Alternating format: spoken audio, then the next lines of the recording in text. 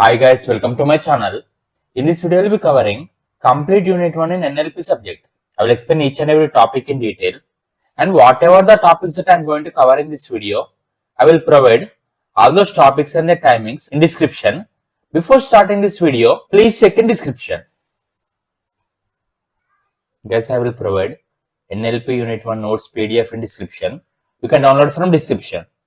I will explain what is natural language processing, spectrum of natural language challenges, what is word morphology, word components, what are tokens, clitics, lexemes, morphemes, difference between morphemes and words, what are allomorphs, what is typology, isolating language, or we also call it as analytic typology, synthetic languages, agglutinative languages, fusional language, non-linear language, and importance of morphological parsing and modeling, morphological irregularities, morphological ambiguity, morphological productivity, 80/20 rule of linguistic word corpus, how creativity and the issue of unknown words meet to enhance morphological productivity in natural language, and also will explain domain-specific language, dictionary as morphological model, enumerative morphological model, finite state morphological model, finite state transducers, document structure, sentence boundary detection, shortly we call it as SBD, code switching, two approaches for sentence segmentation, automatic topic boundary segmentation, sentence or topic segmentation as boundary classification problem, and methods of classification in sentence or topic segmentation. And I will explain machine learning models for sentence or topic segmentation, what is generative sequence, discriminative local classification methods for sentence or topic segmentation, text tailing method for topic segmentation, hybrid approaches for word classification, how the complexity of sentence or topic segmentation is evaluated, and also I will explain sentence segmentation in speech and sentence segmentation in text. I will explain all these topics in detail. Guys, I have uploaded complete NLP subject tutorials. I will provide that link in description. You can watch from there. If you are watching this video for the first time, don't forget to like, share and subscribe to my channel. Let's get started. At first I will explain what is natural language processing. Thus, natural language processing is one of the part of artificial intelligence that helps computers understand, read and respond in human language like English, Hindi, Telugu, etc. Thus, normally computers understand only binary language, that is nothing but zeros and ones. But with NLP, computers can understand human language and reply in the same way. That is nothing but computer will understand human language and computer will reply in human language. Natural language and human language both are same. This is simple example of NLP. Just for example, I will open Google and then I will type what is the capital of India. Whenever I type what is capital of India in Google, Google will give me answer, that is New Delhi. It is happened because of NLP. Whenever I type any text or sentence in Google in any language, Google will understand it using NLP. So Google will understand our sentence and then Google will reply to our sentence using NLP. Without NLP, Google cannot understand what we are asking. Now you understood what is natural language processing. Natural language means language which we speak like Telugu, Hindi, English, etc. And processing means how computers understand, read and speak in human languages. Next I will explain applications of NLP.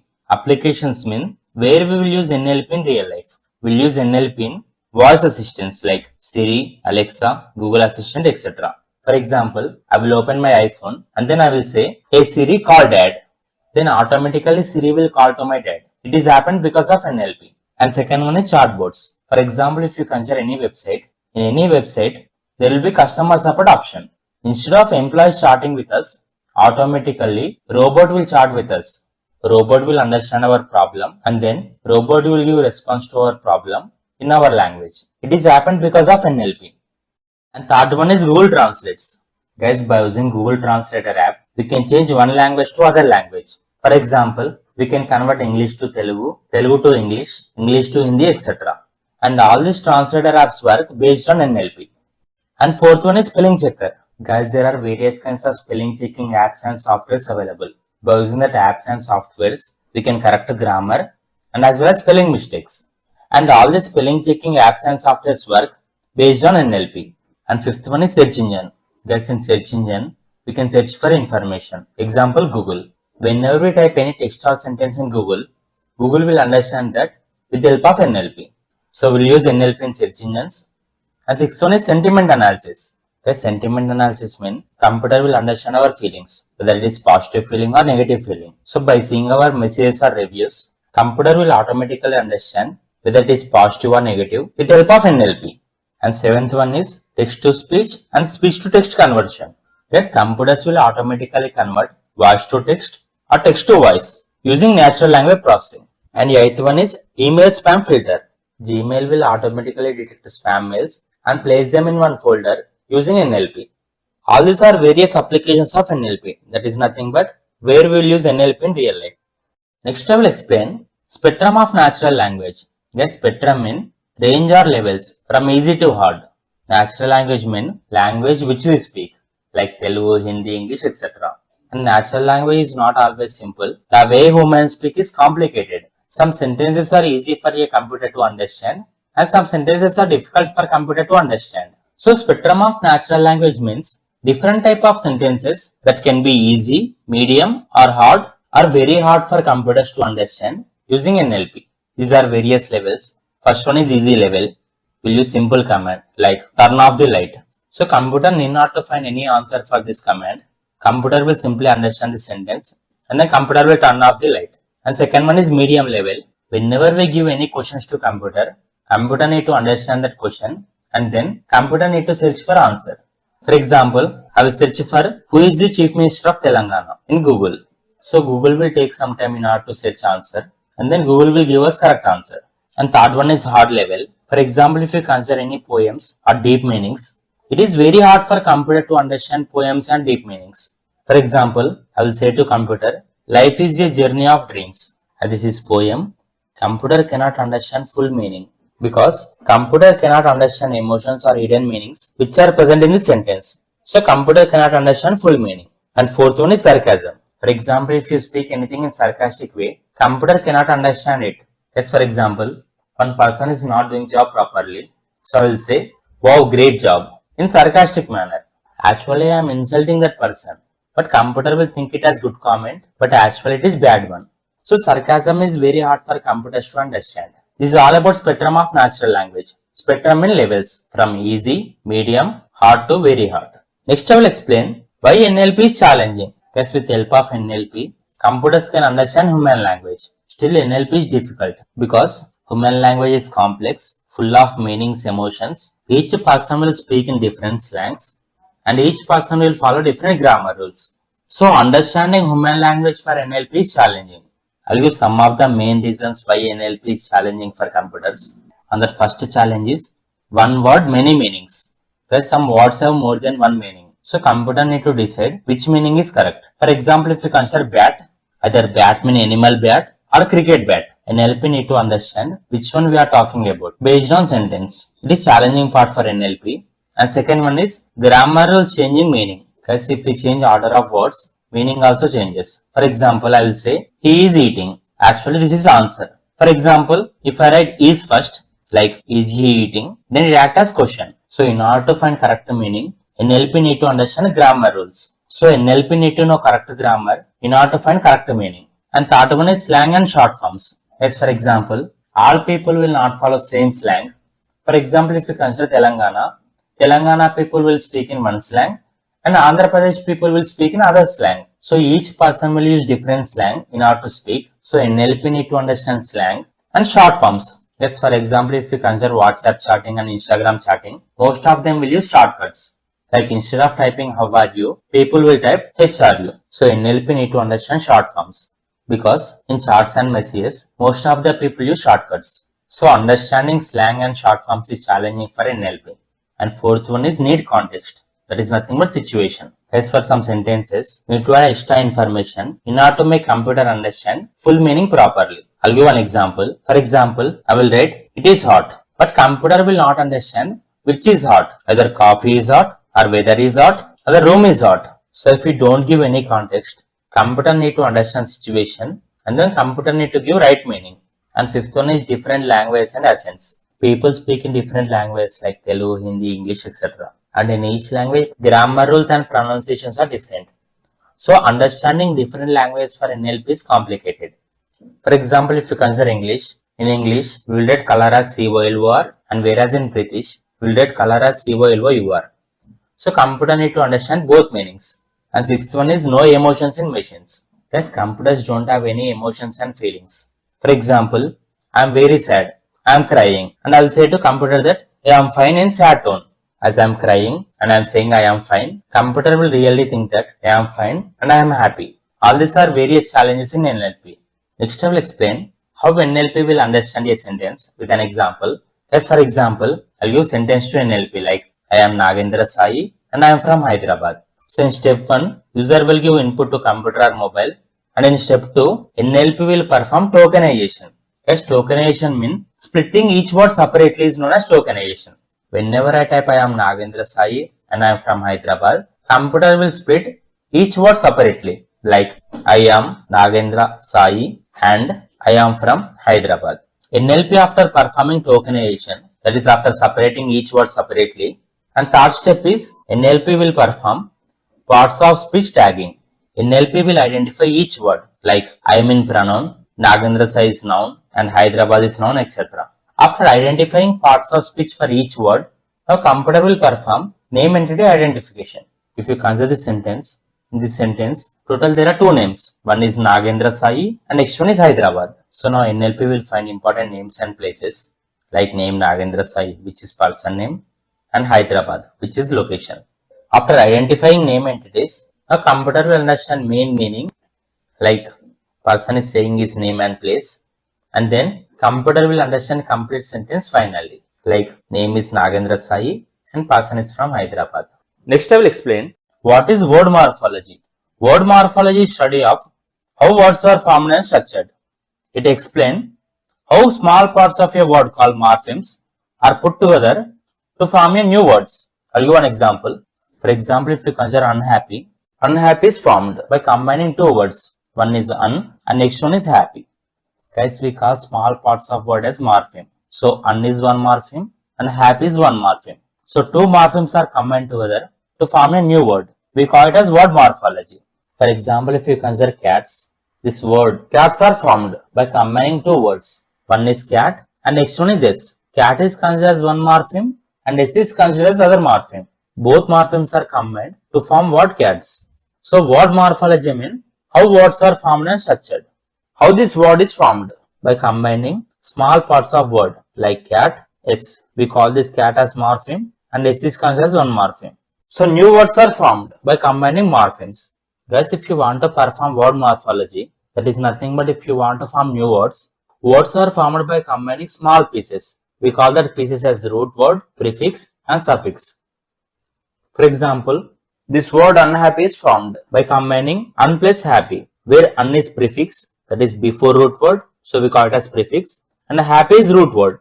And similarly, if you consider cats, this word cats are formed by combining cat and s, where cat is root word and s is suffix. Word which comes before root word is known as prefix, and word which comes after root word is known as suffix. So in unhappy, un is prefix, and in cats, s is suffix. Words are made up of small pieces. We call these pieces as root word, prefix and suffix. And computers need to understand this word morphology concept because computers will understand real meaning of word. And next one is morpheme. I already explained what is morpheme. Morpheme means small part of a word that has meaning. For example, if you consider unhappy, un mean not and happy mean feeling good. Un is one morpheme and happy is other morpheme. Unhappy is formed by combining these two words. And similarly, if you consider cats, cat is considered as one morpheme and s is other morpheme. Both are combined together to form cats. So morphology breaks words like unhappy and cats into meaningful parts. In this unhappy, un is one meaningful part and happy is one meaningful part. Morphemes are classified into three types. One is root word and next one is prefix and next one is suffix.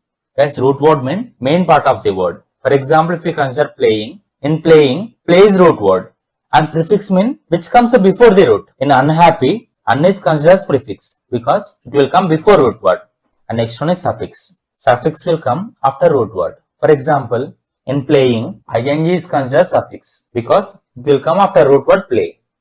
So morphemes are classified into three types. One is root word which contains main meaning and next one is prefix which will come before root and next one is suffix which will come after root word. Next I will explain why morphology is important in natural language. And the first one is to understand word meaning.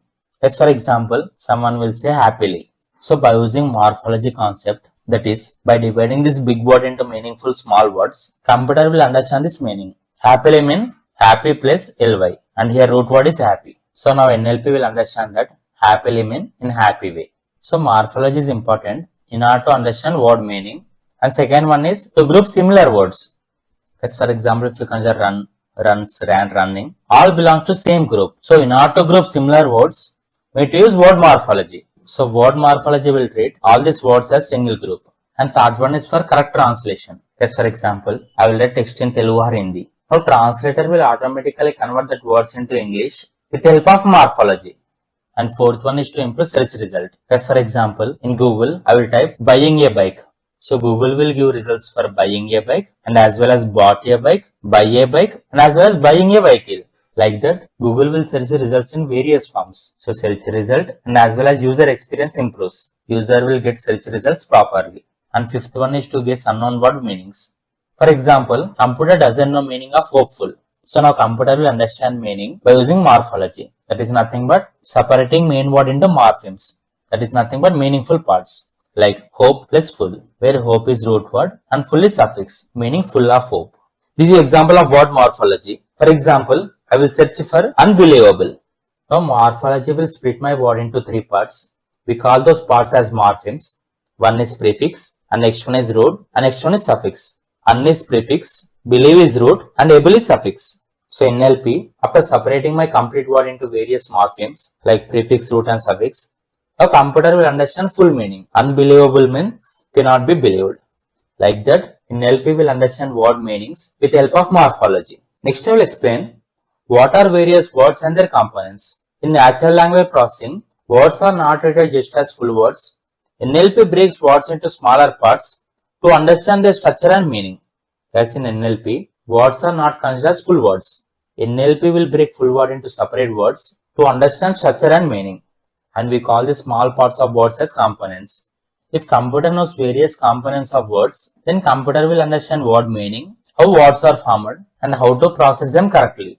These are main components of words in NLP. And the first one is morphemes. I already explained what are morphemes. Morpheme mean small part of a word that has meaning. For example, if you consider unhappy, un and happy, two morphemes. We can break words into morphemes, but we cannot break morphemes further. For example, if you consider happy, happy is morpheme. We cannot break happy further like h plus ap plus py. So morphemes cannot be broken further. And second component is root word. We also call this root word as base form. Root word is main part of the word. For example, in playing, play is root, and in happiness, happy is root. And third one is prefix. We will add prefix before the root word. For example, if you consider unhappy, un is prefix, and in rewrite, re is prefix. And fourth component is suffix. Suffix will come after root word. For example, if you consider player, play is root word, and similarly in running, run is root word. So suffix will come after root word. So er is considered suffix and ing is considered suffix. And fifth component is lemma. We call lemma as dictionary form or base word. For example, if you consider running, ran and runs, all this comes from base word, that is run. So run is considered as lemma. And similarly, if you consider better, best, better and best will come from base word, that is good. So good is considered as lemma. For example, I will convert running to run. This process is known as lemmatization. So converting any word to lemma is known as lemmatization. And sixth one is stem.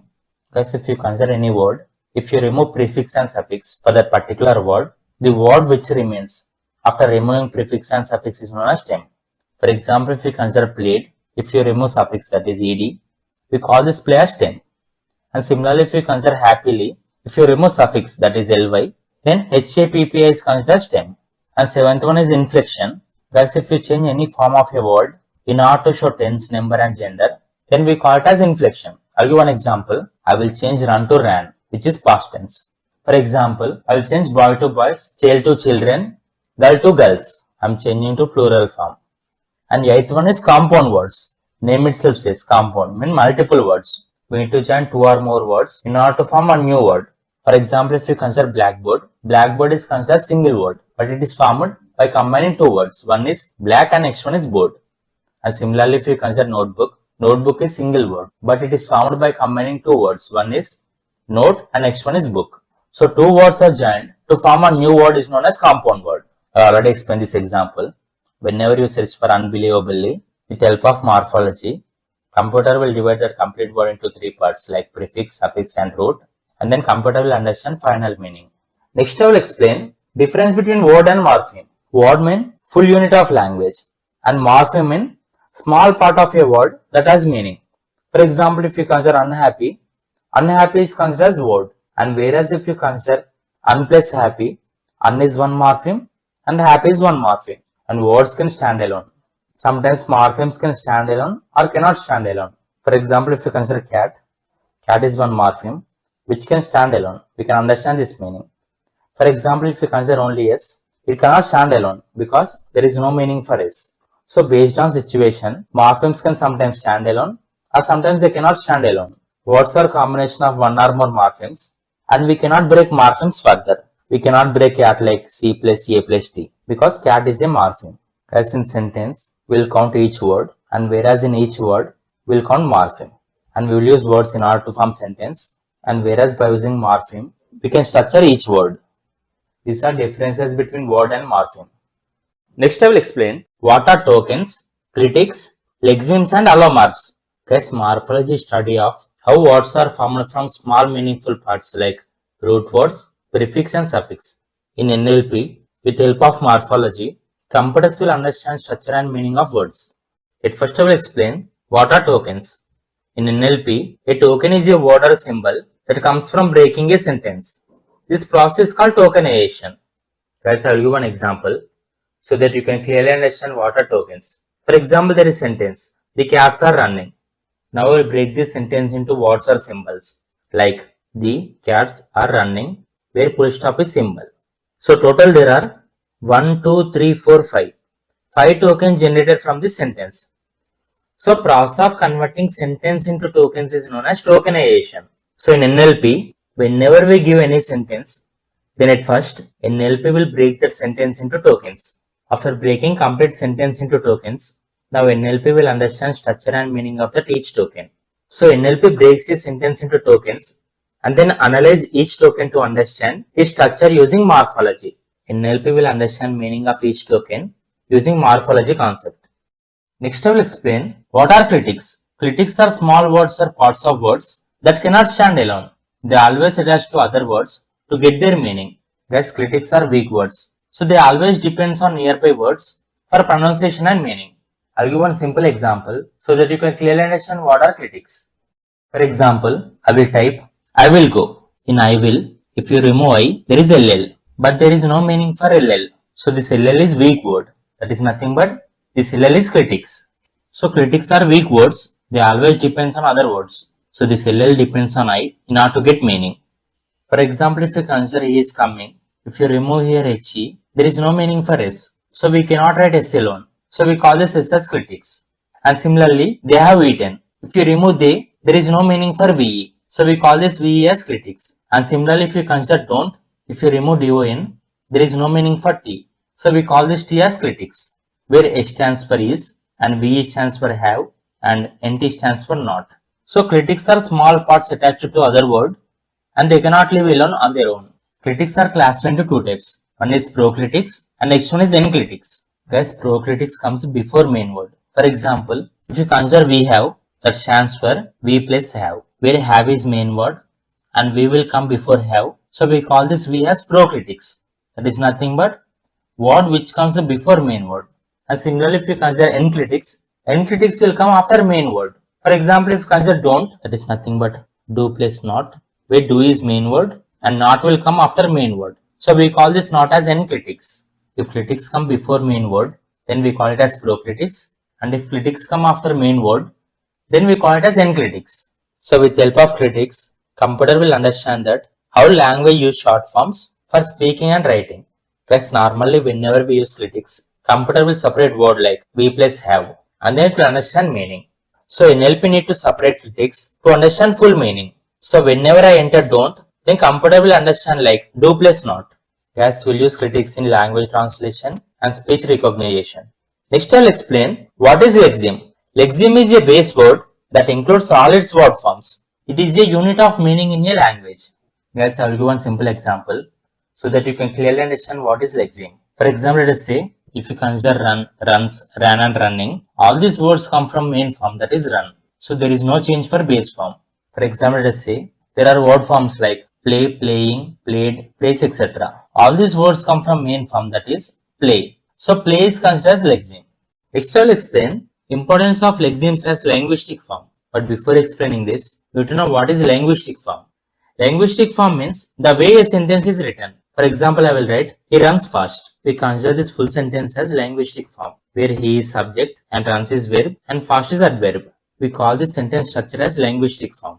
So lexemes are very important in linguistics because before NLP translating one language to other language, so at first, whatever the words that are present in sentence, NLP need to convert those words into base form. So translation will be better.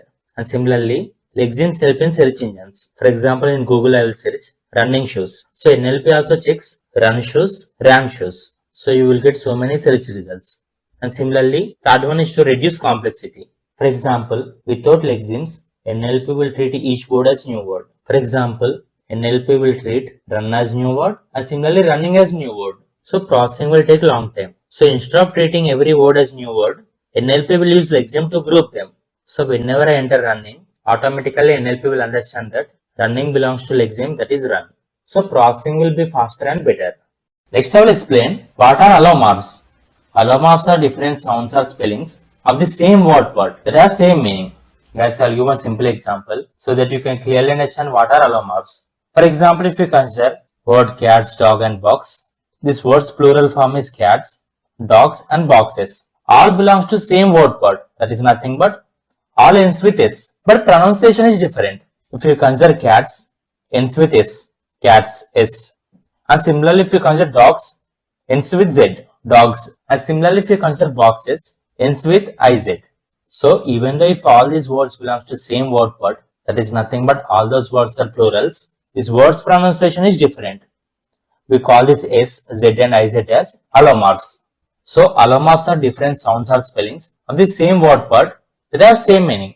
All these words meaning is same. That is nothing but all these words are plurals. So allomorphs are used when a word changes form based on sound, but meaning stays the same. I'll give one more example. For example, if you consider past tense, where play, past tense is played, and walk, past tense is walked, and want, past tense is wanted.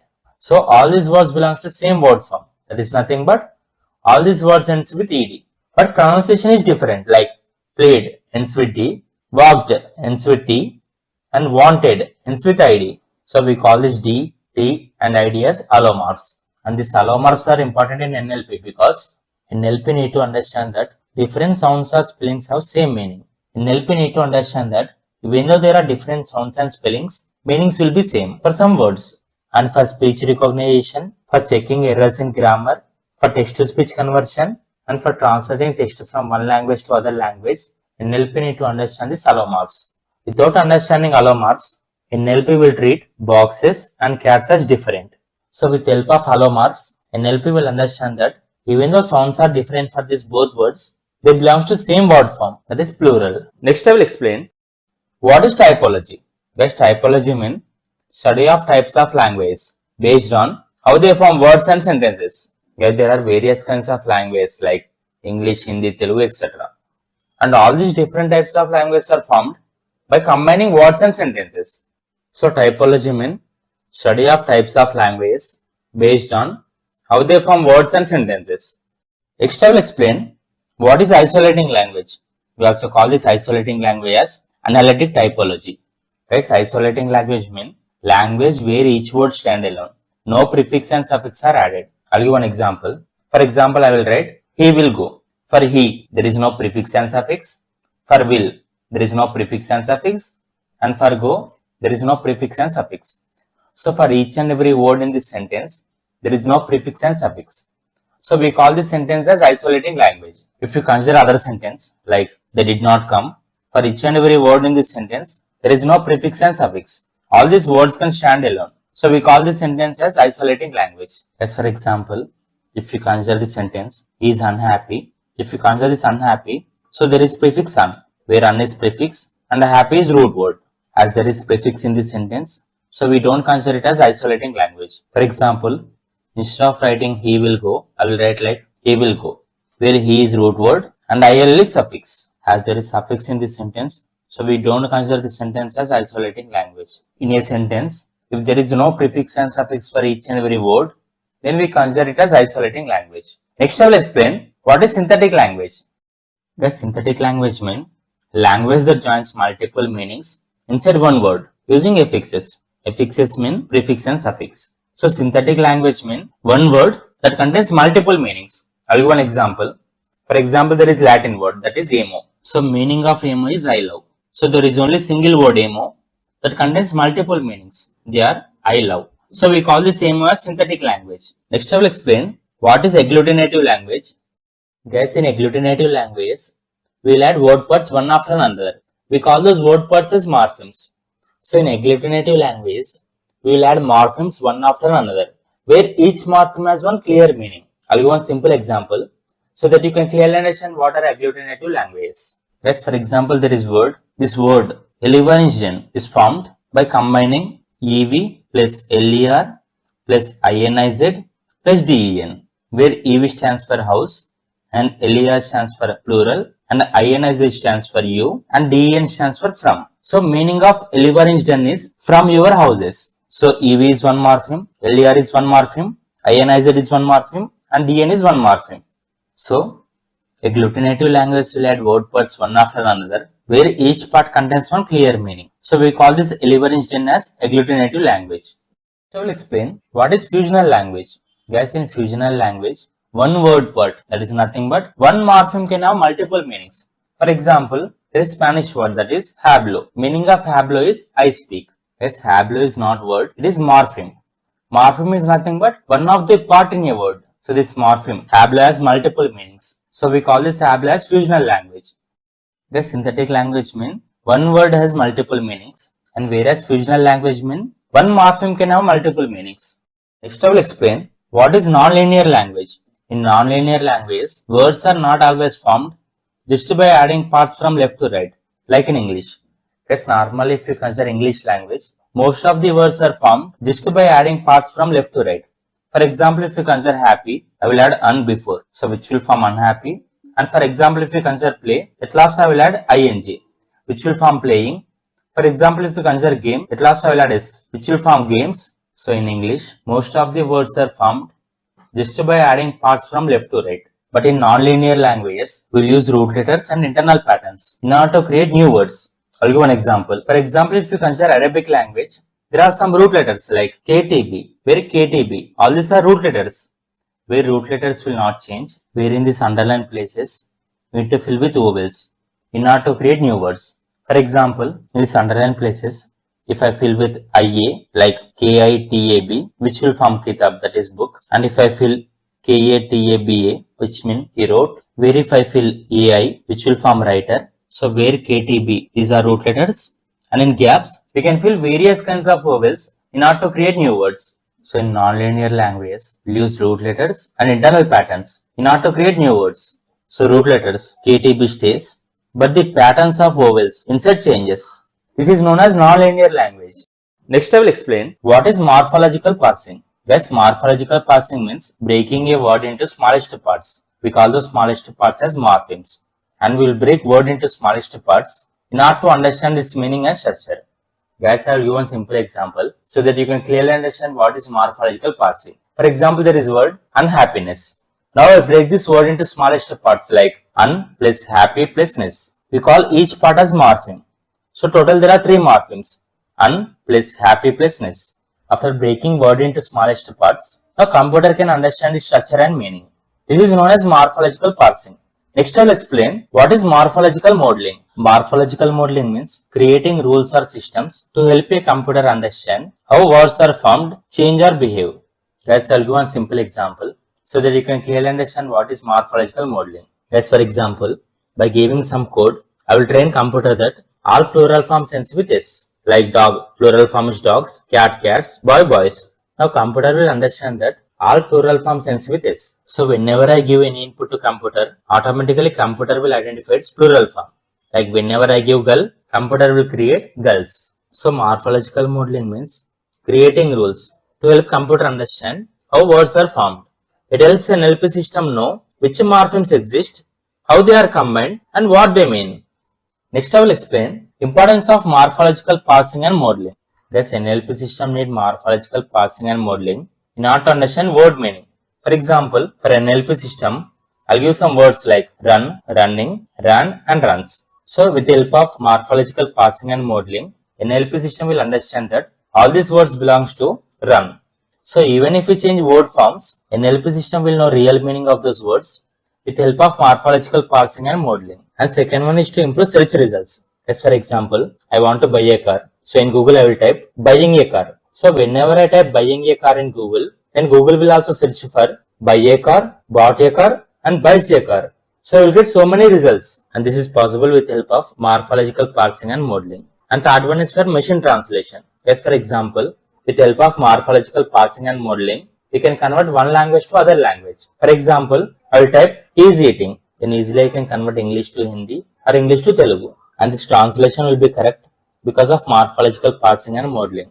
And fourth one is for text summarization and keyword extraction. Thus NLP can extract keywords. For example, whenever I type teacher or teaching, then automatically NLP can find root word. For example, teacher and teaching. Root word is teach. Thus NLP is finding root words.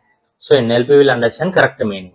And fifth one is for speech recognition and text to speech conversion. Guys, whenever we speak anything, we can convert our speech to text with the help of morphology. Even though each person sounds in different way, NLP will understand our pronunciation correctly with the help of morphology. And sixth one is for handling complex languages. Yes, for example, if you consider languages like Hindi and Tamil, there are so many suffixes. So even though there are so many suffixes, NLP will understand them correctly with the help of morphological parsing. Without morphological parsing, NLP will not understand such words.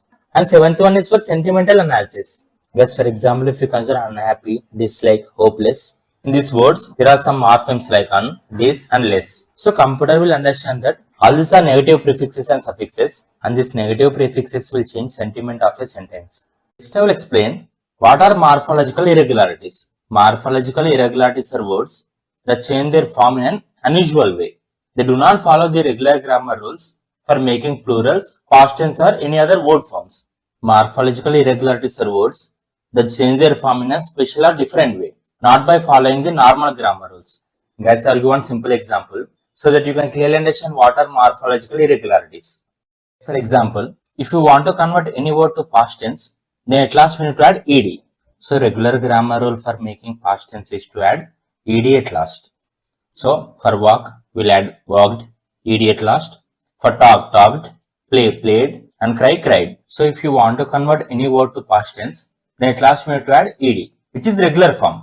But morphological irregularities will not follow regular grammar rules. They will change word form in different and special way. For example, there is word go. If you want to convert go to past tense, then we need to write went.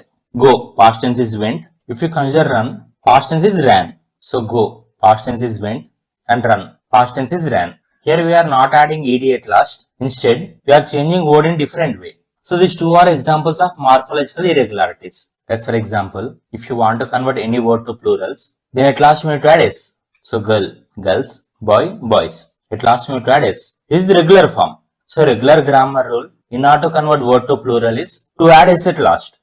But if you consider child, plural is children. So here we are not using regular grammar rule. That is, we are not adding s at last. Instead, child plural form is children. So we consider this example as morphological irregularity. So I will explain importance of morphological irregularities. And the first one is hard to understand for computers. Most of the computers and NLP tools learn language using rules.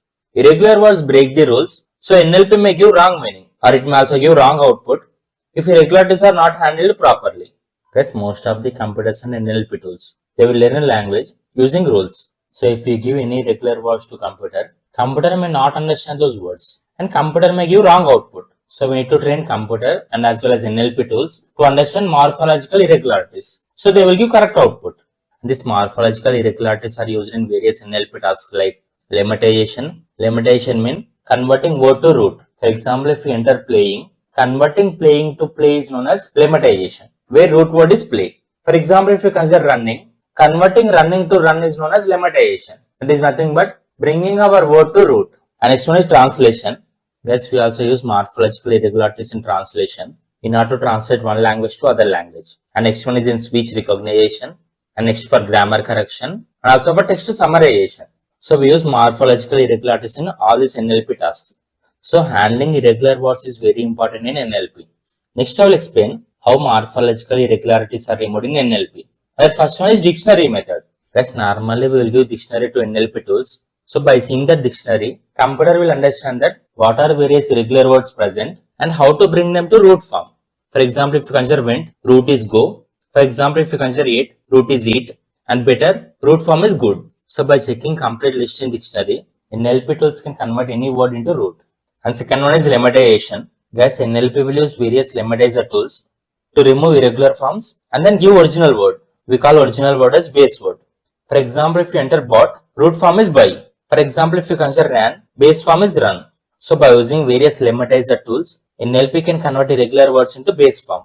And third one is rules and exceptions. Guys, normally NLP system will follow general grammar rules. But for irregular words, NLP will follow special grammar rules. We call those special grammar rules as exceptions to handle irregular words properly.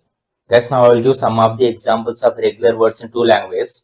First one is in English. There are so many irregular forms in English. Go, went, buy, bought, run, ran, child, children, mouse, mice. These words will not follow regular grammar rules. That is, they will not add ed or s at last. So, NLP need to use dictionary or special grammar rules in order to understand them. And second one is Telugu, which is known as Dravidian language. Yes, Telugu language also has so many irregular forms. In Telugu, if you want to convert any word to plural form, then at last we need to add lu, that is lu. For example, if you consider pilli, plural form is pillulu. So, if you want to convert any word to plural form in Telugu, at last we need to add lu, that is lu. But there are some irregularities in Telugu. They are, for example, if you consider he, she, they, in Telugu, he mean vadu, she mean ame, and they mean varu. Here, if you change gender, or if you convert to plural form, entire word changes. Here we are not adding any prefix or suffix. So this is example of irregular form in Telugu.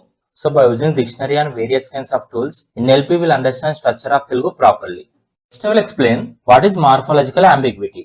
Morphological ambiguity means a single word has two or more meanings because we break those words into two parts in different ways. This creates confusion because computer doesn't know which meaning is correct. Guys, I will give one simple example so that you can clearly understand what is morphological ambiguity. For example, if you consider meaning, that is unlockable, I will break this word into parts in different ways. First one is unplace lockable and next one is unlock placeable. If we break this word into two parts in different ways, then these two words have different meaning. Unplace lockable mean can't be locked. That means we cannot lock. Unlock placeable mean able to unlock. That is, we can able to unlock. So both meanings are opposite.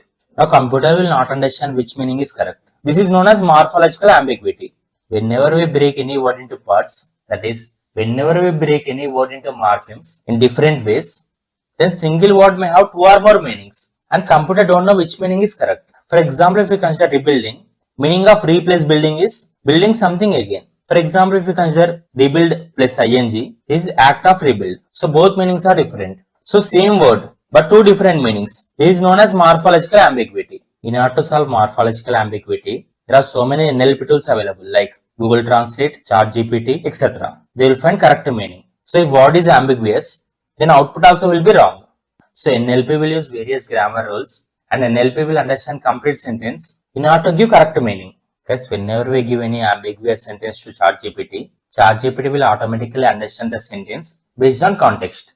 Next I will explain what is morphological productivity. Morphological productivity means how easily new words can be created using prefix and suffixes.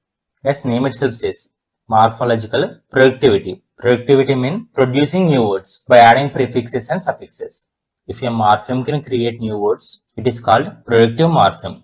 As for example, if you consider NESS, NESS is suffix. We also call this NESS as morpheme. By using this NESS, we can create various words like happiness, kindness, darkness, and rudeness. So we call this NESS as productive morpheme. For example, if we consider we can create new words like unknown, unfair, unfit, unfollow, etc. So we call this as productive morpheme. So whenever we give any new word to NLP system, then NLP system will automatically generate new words by adding prefixes and suffixes. For example, one user will type unkindness, as unkindness is very rare word, even though NLP system will understand those words and understand complete meaning using various tools. This is known as morphological productivity. Next I will explain how creativity and unknown words helps enhance morphological productivity. Morphological productivity means able to produce new words like happy mean happiness, follow mean unfollow. We can create various new words by adding prefixes and suffixes. People use creativity to form new words. As for example, if you consider social media platforms like Facebook, Instagram, etc., people use one creative word, that is unfriend. Normally unfriend is not used in Old English, but now it is common in social media. So unfriend means friend plus un. So now NLP can able to understand these new words and give correct meaning, even though these words are not found in dictionary or any training data set. NLP can able to understand these new words because they are used in social media, technology, and they were also used in children books. As for example, if you consider Google, Google is noun, which is company name. But most of the people are saying that we are Googling, where Googling is verb. Searching something in Google is known as Googling. So company name turned into verb, which is creative use. So these new words do not follow strict grammar rules, but they are easily understood because most of them are using that words. So now NLP is learning these creative and unknown words and understand their meanings and give correct results. So present in NLP, morphological productivity is increasing day by day. Next I will explain 80/20 rule in linguistic word corpus. Yes, linguistics mean study of language, and whereas corpus mean larger set of words. So in linguistics and NLP, the 80/20 rule means only 20% of total words in a language corpus are used 80% of the time. This means out of all the words in a language, a small number of words are used again and again, while most of the other words are used rarely. We also call this 80/20 rule as Gibbs law or Gibbs principle. Guys, I will give one simple example so that you can clearly understand what is this 80/20 rule. Name itself says 80/20 rule. Guys, in a language, 20% of words are used again and again. That is nothing but 20% of words are used 80% of times. For example, if you consider some words like in, was, were, is, have, we use all these words frequently most of the times. For example, suppose there is a book. That book has 10,000 different words. Out of 10,000 words, 20%, that is 2,000 words are used again and again. And this 20% of words will cover 80% of the book. For example, if you consider some words like philosophy, unbelievable, transportation, these words will appear only once or twice. So I will explain importance of 80/20 rule. And the first one is helps in language modeling. Thus NLP model will first focus on frequent words, not to understand most of the text. So NLP will focus on 20% of the words which repeat frequently. And second one is helps in comparison and speech. NLP will first focus on frequent words by removing rare words, which will reduce processing time. 80/20 rule is also useful in spelling check, translation, and search engines. So NLP will focus on high frequency words, that is words which repeat frequently, not to improve performance. And fourth one is vocabulary control. As for simple NLP models, instead of using rare words, if you use top 2000 to 3000 words, which will give good results. Next I will explain what is domain specific language. A domain specific language is a small and simple computer language made for doing tasks in one particular area. It is not used for general purpose like Python or C. As for example, if you consider Python programming and C programming, by using Python and C, we can create various kinds of applications like apps, games, softwares, etc. So general purpose means creating various kinds of applications. But whereas if you consider domain specific language is not general purpose language. That is, we cannot create various kinds of applications by using domain specific language. So DSL is used only to perform particular tasks, like only for handling databases, only for handling web designing, and only for text matching. These are examples of domain specific language. And the first one is SQL, stands for Structured Query Language. It is used to work with databases. And second one is HTML. We use HTML in order to create web pages. And third one is regex. Regex stands for regular expressions. Regular expressions are used in order to search patterns in a text. So domain specific language will perform tasks only in one particular area. As for example, let us say I have 10,000 words. I want to find all the words which ends with ing. I can do it with help of regular expressions. Domain specific languages are classified into two types. One is external DSL and next one is internal DSL. Thus, external DSL has own syntax and rules. For example, if you consider SQL and HTML, both are examples of external DSL because they have their own rules and syntax. Whereas if we consider internal DSL, we'll use internal DSL instead of other general purpose languages. For For example, if you consider regex, we use regex in Python programming language. For example, if you consider rake, we use rake in Ruby. So internal DSLs are used in other general purpose languages. Next I will explain importance of domain specific language. So if you want to map certain words or sentence patterns, you need to use domain specific language. Yes, for example, let us say I have 10,000 words. I want to find all the words which ends with ing. I can do it with help of regular expressions. And second one is extracting specific data from text. Out of complete data, you can extract required data by using domain-specific language. And third one is build grammar rules or parsers. By using domain-specific language, we can also create grammar rules. These are importance of domain-specific language. Next, I will explain dictionary as a morphological model. But before that, you need to know what is morphology. Morphology is the study of how words are formed in a language. It looks at roots, prefixes and suffixes, and word forms. Guys, I'll give one simple example so that you can clearly know what is morphology. Guys, for example, if you consider unhappy, this word unhappy is formed by combining un plus happy. So un is prefix and happy is root word. For example, if you consider playing, this word playing is formed by combining play plus ing, where play is root and ing is suffix. So words are formed by combining roots, prefixes and suffixes. So morphology means study of how words are formed in a language. Normally, any words are formed by combining roots, prefixes and suffixes. Next, we need to know what is morphological model. A morphological model is a method or system that analyzes the structure of words, breaks them into smaller parts like morphemes and find their root form. Guys, I'll give one simple example so that you can clearly understand what is morphological model. Guys, morphological model is nothing but it is a system. Whenever we give any word to the system, then this morphological model will break those words into smaller parts. For example, let us say I'll give word that is playing. Whenever I give playing to this model will break playing into smaller parts like play plus ing. Here play is one morpheme and ing is one morpheme. After breaking word into smaller parts, now this model will find root word. Here root word is play. So play is root word. For example, let us say I'll give unhappy. This model will break this word into smaller parts like un plus happy, where un is prefix and happy is root word. So this is one morpheme, this is one morpheme. Now this model will find root word, that is happy is root word. Now I will explain dictionary based morphological model. A dictionary based morphological model uses a pre-built word list. We call this pre-built word list as dictionary that contains word forms. As word forms mean, for example, if you consider run word forms are running, run, ran, etc. For example, if you consider cry word forms are crying, cries, etc. So dictionary contains various word forms and dictionary also contains base or root form. For example, for crying and cries, root is cry. For example, for running, runs and ran, root form is run. So dictionary also contains root form. We also call this root as lemma. And dictionary also contains meaning of those words. For each and every word, there will be meaning in dictionary. And dictionary also contains their parts of speech like noun, pronoun, verb, adjective, etc. So in dictionary based morphological model, we will use dictionary in order to train our model. So in dictionary based morphological model, we will train our model by giving dictionary. So this model will give correct output. So when a word is given, the system searches the dictionary to find its correct root form and meaning. Yes, for example, I'll give word that is running to my model. So whenever I give running to my model will give output like word form is running and lemma. Lemma is nothing but root. Root word is run, running, parts of speech is verb. So in dictionary based morphological model, we'll train our model by giving dictionary. So our model will give correct output by checking the dictionary. And dictionary model is useful in NLP because by using this model, we can perform lemmatization. Bringing our word to base form is known as lemmatization. For example, converting running to run is known as lemmatization. In order to perform lemmatization, we need dictionary model. And we also use this model for POS tagging, that is parts of speech tagging. Whenever we give any word, this model will tell that whether this word is noun or pronoun or verb etc. And we will also use this model for spelling checking in order to identify wrong and unknown words. And we also use this model in translation. That is, if you want to convert one language to other language, at first this model need to understand that language perfectly.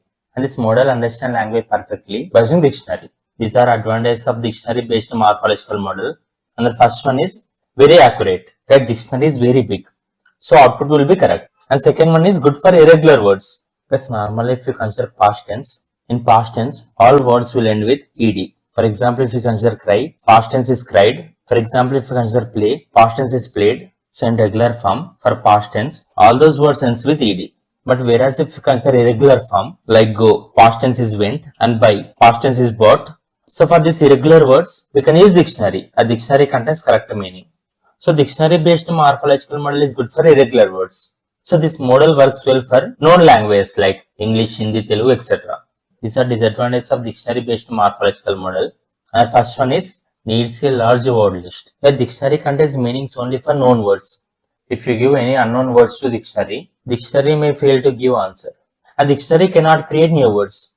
There is no creativity. Googling means searching something in Google. So dictionary may not give this meaning. So dictionary is not creative. Next I will explain what is enumerative morphological model. Thus enumerative means listed one by one or counted one by one. So an enumerative morphological model is a type of model where all word forms are stored one by one, like in a big list. Guys, in enumerative morphological model, we will store all word forms in single list. For example, if you consider word write, this word write contains various forms like write, writes, writing, wrote, written. All these are stored in single list. This model does not break words into parts like root or suffix. It simply stores entire word in a list. So this model will not break words into parts like this. It simply stores complete word in a list. So all words are stored separately, not as root plus endings. These are disadvantages of enumerative model. And the first one is takes more space. That this model will store all word forms. So dictionary becomes very big. And second one is no knowledge of word structure. That this model will not break words into prefix, suffix and root. Without breaking words, it will store complete word in list. So this model doesn't know what is root, what is prefix and suffix. For example, if you consider word written, this model cannot tell that written comes from write. And third one is cannot handle new words. If any word is not in the list, system cannot understand it. For example, if you consider list that contains write, writes, writing, wrote and written. For example, if written is not in the list, this model cannot understand meaning of written. And fourth one is cannot create new words. So this model cannot understand what is root word, what is prefix and suffix. So this model cannot create new words. For example, this model cannot make unhappiness using un plus happy plus ness. As model cannot understand what is root word, what is prefix and what is suffix. These are disadvantages of enumerative model. Next I will explain what is finite state morphological model. A finite state morphological model uses a finite state machine to represent how words are built from roots and endings. Thus normally any word is built by combining root and endings. For example, if you consider word playing, this word playing is built by combining play plus ing, where play is root word and this ing is ending. A finite state machine has a set of states and transactions between states. Each transaction is labeled with letter or morpheme. This model has three states. One is start state, next one is transaction state, and third one is accept state.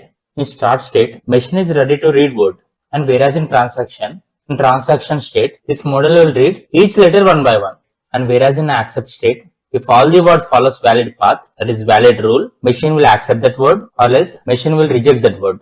I'll give an example. I'll give a word that is catched to this machine. So this machine will read each letter one by one. Like at first it will read C, then A, then T, and at last S. After reading each letter, this model will break this word like cat plus S. And this model know all plurals ends with S. Now this model will accept this word. For example, I'll give CATZ, that is cats, to this model. This model will read each character one by one. After reading each character, this model will divide this word like CAT plus Z as the last letter is Z. This model cannot understand this word. So this model will reject this word. So word that is cats is accepted, and whereas cats it is not accepted because plural ends with S, not with Z. These are advantages of finite state morphological model. Our first one is this model can check whether word is valid or not. And second one is it can also check spellings. And this model can also separate root word from prefix and suffix. For example, whenever I give cats, this model can separate like cat plus S. These are advantages of finite state morphological model. Next I will explain what is finite state transducers. This FST is nothing but it is a machine. We will use this machine in NLP in order to read input letters one by one.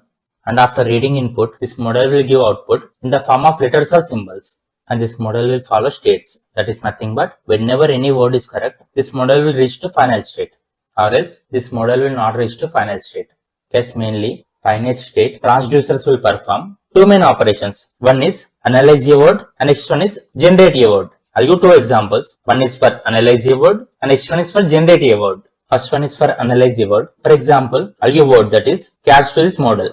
This model will read each character like C, A, T, S. And after reading S, this model will understand that S is plural. So it will generate PL, that is plural. So whenever I give cats, this model will generate output like cat plus plural form. This is all about analyze a word, and this model can also generate a word that is opposite. Whenever I give cat plus plural form, this model will generate output like cat in place of plural. This model will generate s. So this is example in order to generate a word. So by using this model, computer will understand that how words are built and changed. That this is finite state diagram. Q0 is nothing but start state. In start state, this model will read first character, that is C, and generate C. Next one is read A, generate A, read T, and generate T, and at last read S and generate plural form. As last character is S, CATS, as all characters are correct. So final state is accepting state. These are uses of finite state transducers. And the first one is this model will analyze word structure, and this model can also generate correct words. Like whenever I give cats plus plural form, it will generate cats. And next one is it will work fast by checking letter one by one. Next I will explain what is document structure. Document structure means the way content is arranged or organized in a document. Because document structure means how content is arranged in a document. In any document, content is arranged in proper format. That includes headings, paragraph, titles, sections, list tables, etc. For example, if you consider book has a title, chapters, headings, subheadings, etc. In same way, document also follows proper format. If we structure our document properly, then NLP model can easily understand the document. So document structure is very important in NLP. For example, let's say there is an article related to walking. Instead of writing complete information in single paragraph, we'll document this article in various paragraphs like title, paragraph 1, 2, 3 and conclusion. Where title is health benefits of walking, and paragraph 1 contains introduction to walking, and paragraph 2 contains benefits like weight loss, fitness, etc. And paragraph 3 is tips for regular walking, and finally there is conclusion. Conclusion means final summary. So if we structure our document with various sections, NLP model can easily understand our document. Next I will explain why structuring document is important in NLP. And first one is understand context. Because if we structure our document properly, NLP model clearly knows what is important. For example, if you consider any document, in any document, title, headings and summary. These three are very important. By seeing these three, you can clearly get complete information about document. For example, let's say there is title, India's independence. By seeing this title, NLP model clearly understands document contains information about India's independence. So if we structure our document properly, NLP model clearly understands what is context. And second one is improve information extraction. Because if you want to find any answer, instead of searching complete document, if you arrange document in proper format, we can extract answer from particular section. For example, I want to get information about fitness. Directly I will go to paragraph 2 and I will get information related to fitness instead of searching complete document. And third one is better summarization. Because if you arrange document in proper format, NLP model can extract main points easily. And fourth one is improve search accuracy. As for example, if we consider Google, whenever we search anything in Google, we'll get correct answer. This is because in Google, most of the contents are structured properly. So you will get correct result. And fifth one is easy navigation for users and machines. If there is any big document, instead of arranging complete information in single paragraph, if we divide paragraph into sections, both humans and as well as computers can search information easily. So in NLP, document structure is used in text summarization, that is finding main points easily from document, and search engines like Google, and question answering systems. Whenever you give any question, you will get answer easily if document is structured properly, and you can extract information correctly. And if you want to analyze any news or articles, structuring document is very important. I will explain what is sentence boundary detection. Sentence boundary detection means finding where one sentence ends and the next begins in a paragraph or text. In simple words, sentence boundary detection helps the computer break a larger paragraph into individual sentences. It is also called sentence segmentation. Guys, I will give one simple example so that you can clearly understand what is sentence boundary detection. For example, there is paragraph. That paragraph is Dr. Reddy is a good doctor. He works in Hyderabad. If you observe this paragraph contains two sentences. One is Dr. Reddy is a good doctor, and next sentence is he works in Hyderabad. So, sentence boundary detection means finding where one sentence ends and next begins. In this paragraph, this sentence ends here and next sentence begins from here. So, this is boundary. This boundary will separate two sentences in this paragraph. So, by using SBD, computer can break larger paragraph into individual sentences. So, by using SBD, we can convert this paragraph into two sentences. One is Dr. Reddy is a good doctor, and next sentence is he works in Hyderabad. Next I will explain importance of SBD in NLP. Guys, in various NLP tasks, sentence boundary detection is first step. With the help of SBD, we can perform machine translation, that is converting one language to other language. Guys, if you want to convert one language to other language, we need to translate each sentence one by one, and it is done with the help of SBD. And second one is text summarization. Text summarization means from sentence, we need to gather main points. For example, there is very big sentence. From this sentence, we need to correct some important points, and we can do it with the help of SBD. And third one is speech to text conversion. Whenever we speak, our audio is converted into sentence with the help of SBD. And fourth one is question answering. As for example, there are so many sentences. From the sentences, if you want to find any answer, we can do it with the help of SBD. So without correct sentence boundaries, machine may get confused and give wrong output. Next I will explain challenges of sentence boundary detection. Although SBD looks easier, it has many difficulties, especially real world written text. One problem with SBD is abbreviation and titles. As for example, if you conjure some words as dots like Mr., Doctor, etc.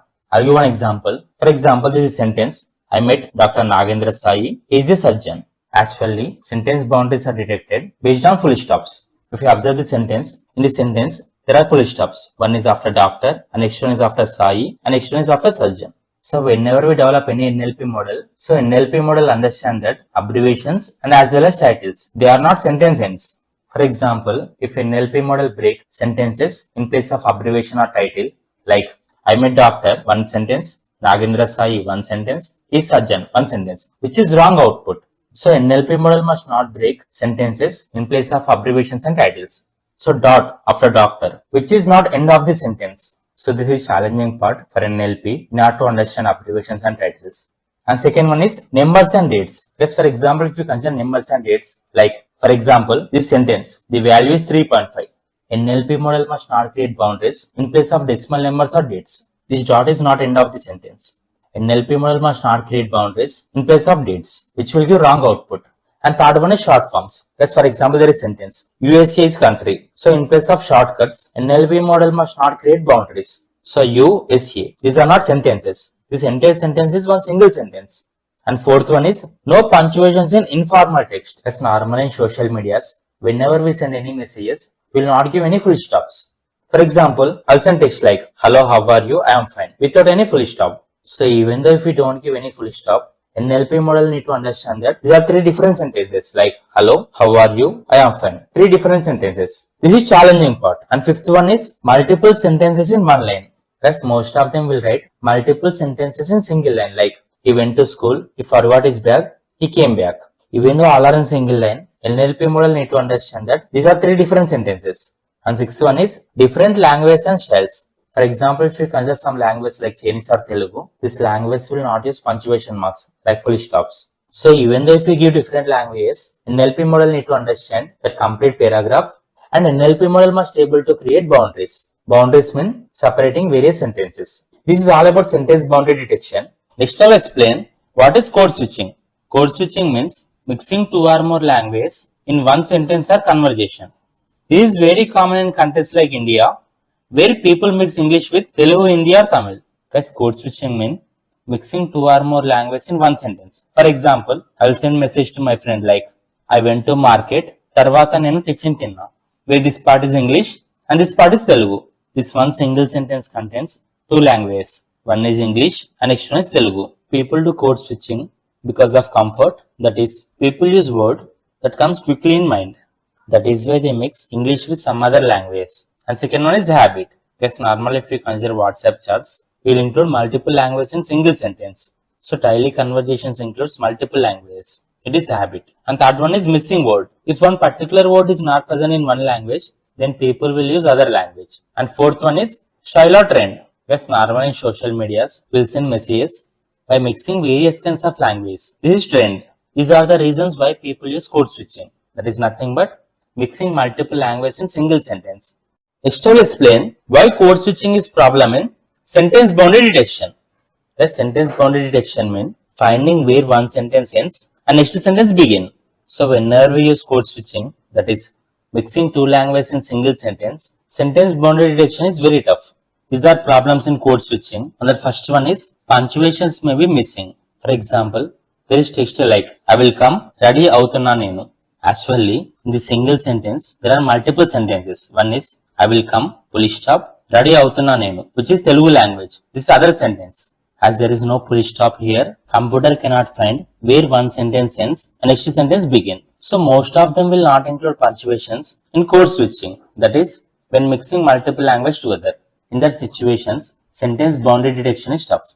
And second one is grammar changes. Yes, for example, there is sentence like she is very happy and ee roju chaala manchidi. Guys, here she is very happy and till here it is English language. After that, there is Telugu language. As there is change in sentence structure, computer cannot identify where one sentence ends and next begin. And third one is language rules conflict. Yes, various languages have various grammatical structure, various punctuation marks, and various word order. And this NLP model is trained only on English language. NLP model cannot understand Telugu language properly. Due to grammatical changes and punctuation marks and word order, NLP cannot detect sentence boundaries when we use code switching. And fourth one is no clear sentence end. Yes, for example, there is sentence like he went home, tarvata velladam ledu. He went to home is English. Tarvata velladam ledu. This is Telugu language. Is this complete sentence is single sentence or multiple sentences? It is very hard for computer to decide. Next I will explain what is sentence segmentation, what is classification based approach and rule based approach. And also I will explain why classification based approach is better than rule based approach. Yes, sentence segmentation and sentence boundary detection. Both are same. So sentence segmentation means splitting a paragraph into individual sentences. Yes, for example, there is paragraph like my name is Nagendra Sai, I live in Hyderabad. Now, I will split this paragraph into two sentences. One is my name is Nagendra Sai. After full stop, there is other sentence. I live in Hyderabad. So, whenever I give this input to NLP model will give me this output. One sentence is my name is Nagendra Sai. Next sentence is I live in Hyderabad. This is my output. Okay, sentence segmentation is first step in most of the NLP tasks like summarization. Summarization means from entire paragraph gathering required information. That is nothing but gathering all important information from entire text. And translation means converting one language to other language. So sentence segmentation is first step in most of the NLP tasks. And the sentence segmentation is done by following two approaches. One is rule based approach and next one is classification based approach. At first I'll explain what is rule based approach. Guys, name itself says rule based approach. Guys, in rule based approach, we'll apply rules in order to split entire paragraph into individual sentences. So this method uses fixed rules like if full stop comes and next word starts with capital letter, it's a new sentence. Yes, for example, if you observe this paragraph, in this paragraph, full stop comes here. After full stop, there is capital letter, that is I. So by applying rule, that is if full stop comes and next alphabet starts with capital letter, then it's a new sentence. So now NLP model will separate this entire paragraph into two sentences. One is my name is Nagendra Sai and next one is I live in Hyderabad. But there is problem with rule based approach. That is, rule based approach cannot handle abbreviations and dates. For example, there is sentence like my name is Mr. Nagendra Sai. But if you observe here, after Mr.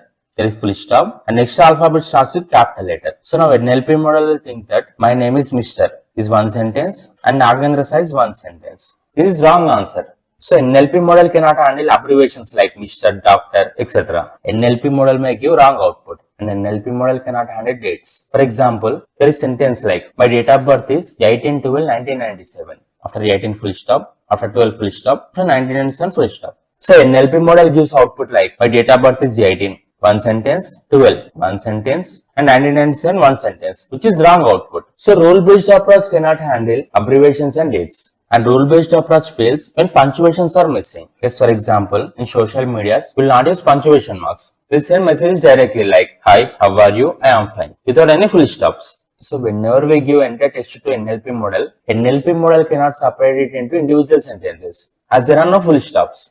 So NLP model cannot split entire paragraph into individual sentences if there are no punctuations. So based on all these problems, rule-based approach is not good choice. So rule-based approach is not flexible. So in rule-based approach, most of the work is done manually. And next one is classification-based approach. Yes, in classification-based approach, we'll separate entire paragraph into individual sentences by using various machine learning algorithms. So this method uses training data set to teach the machine where sentence boundaries usually appear instead of writing grammar rules. We show computer many examples of sentences. The computer learns patterns to decide various sentence ends. Guys, in classification based approach, instead of applying rules, we will train our NLP model by giving various examples. So by seeing that various examples, our NLP model will learn where one sentence ends and next sentence begins. So whenever we give any new input, NLP model can automatically identify where one sentence ends and next sentence begins. So in classification based approach, whenever we give any paragraph to NLP model will treat sentence segmentation like yes or no question. So whenever NLP model find any punctuation mark, by using various kinds of examples and models, NLP model will decide whether it is end of sentence or not. If yes, it is considered sentence boundary, or else if it is no, NLP model will consider it as same sentence and NLP model will continue reading. Whereas in classification based approach, we'll use machine learning models like logistic regression, decision tree, neural networks in order to train our model. Next, I will explain why classification based approach is better than rule based approach. And the first one is lens from data. Guys, in classification based approach, we need not to apply any rules. Whenever we train our model by giving various examples, NLP model will automatically learn, and whenever we give new input, NLP model will automatically give output. So there is no need of applying any rules, as classification based approach learns from data. And second one is handles ambiguity. Classification based approach can decide whether dot is end of sentence or not. For example, there is paragraph like he met Mr. Nagendra Sai, he is a professor. NLP model will understand that full stop after Mr., which is not end of the sentence. Even though there is dot, classification based approach will understand that it is not end of the sentence. And third one is works on informal text. Guys, even though if any punctuation marks are missing, classification based approach can separate entire paragraph into individual sentences. And fourth one is multilingual and scalable. Thus in classification based approach, we can create various kinds of new rules. And this approach will work for various kinds of languages, not only for English. And fifth one is adaptable to domains. Yes, classification based approach works well in medical, legal, social media text by training on the domains. That is nothing but by giving various kinds of examples based on domains, we need to train our model. So whenever we give any input, our model will give correct output. These are the reasons why classification based approach is better than rule based approach. Next, I will explain what is automatic topic boundary segmentation. Automatic topic boundary segmentation means finding where one topic ends and a new topic begins in a long document or text or speech using a computer program or model automatically. It's like breaking a long article into sections or chapters, each about a different topic. Guys, I'll give one simple example so that you can clearly understand what is automatic topic boundary segmentation. For example, let's say I written one book related to freedom fighters. That book contains total 30 pages. Without dividing complete book into topics, I written this book. So whenever I give my book to NLP model, this model will automatically break my long document into various chapters. As my book is completely about freedom fighters, NLP model will separate my document into various sections like Mahatma Gandhi, one topic, Subhash Chandra Bose, one topic, Ravindranath Tagore, one topic. Like that, NLP model will separate my complete document into various sections or topics by understanding complete content. This is all about automatic topic boundary segmentation. Guys, automatic topic boundary. Boundary means where one topic ends and new topic begins. For example, Mahatma Gandhi topic ends here. From here, topic is about Subhash Chandra Bose. Here this point acts as boundary. And segmentation means separating topics. These are the reasons why we need topic segmentation. This topic segmentation means separating topics in a given document.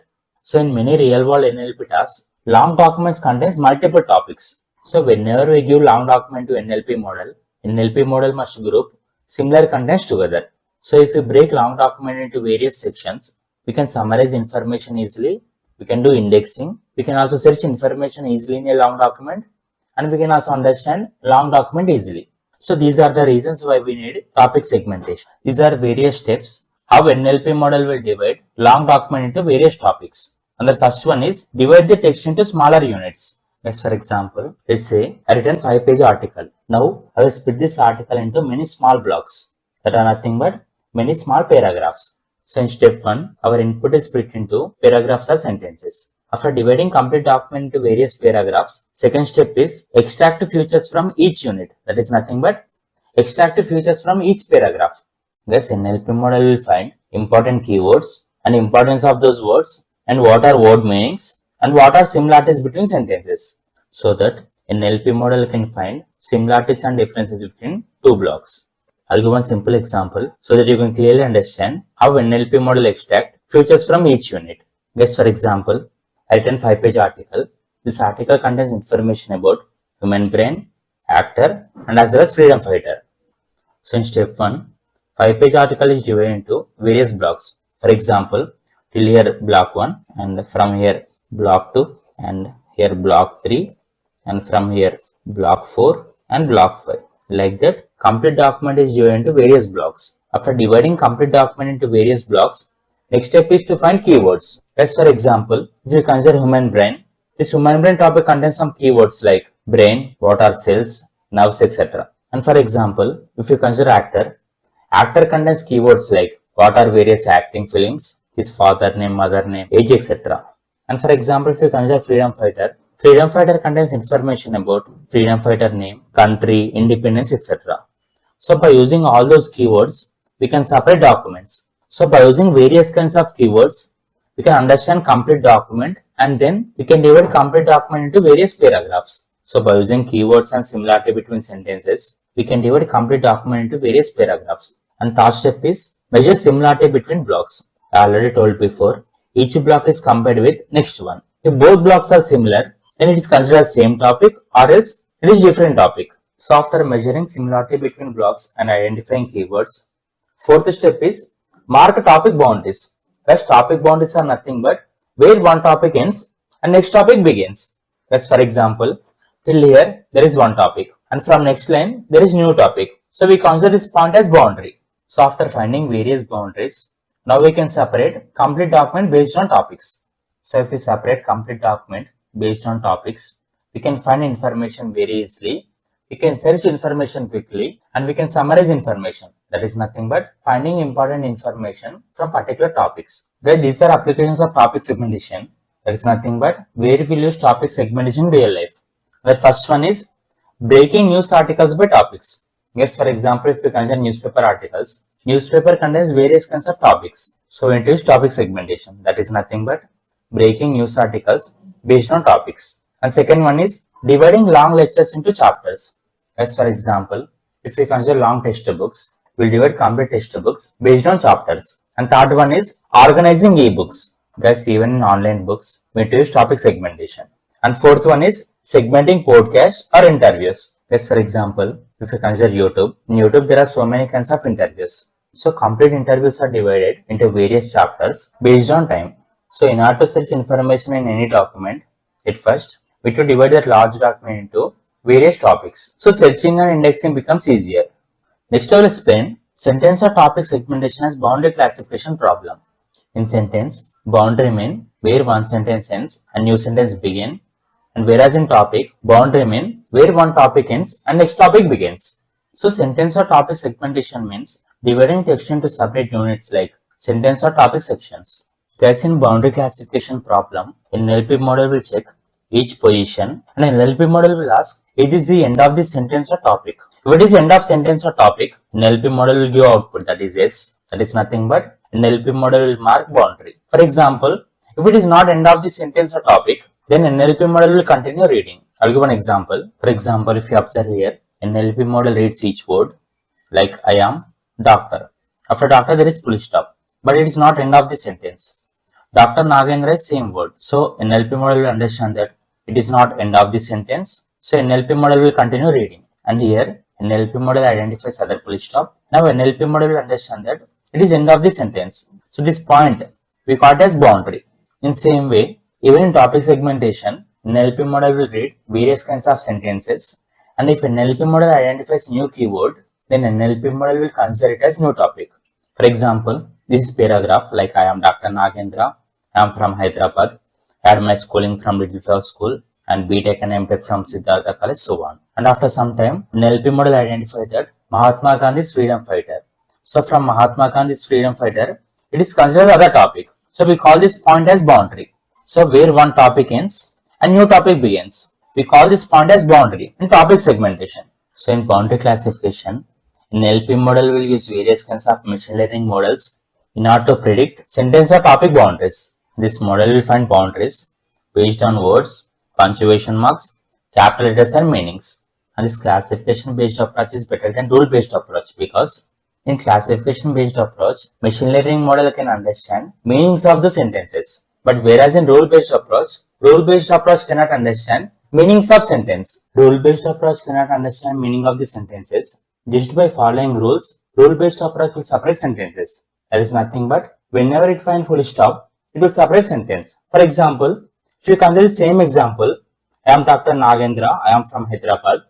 After doctor, there is full stop. So rule-based approach will consider I am doctor as one sentence, and after Nagendra there is full stop. So Nagendra is one sentence, and I am from Hyderabad is one sentence, which is wrong answer. So rule-based approach will find full stop in order to separate sentence. It cannot understand meaning of the sentences. So classification-based approach is better than rule-based approach.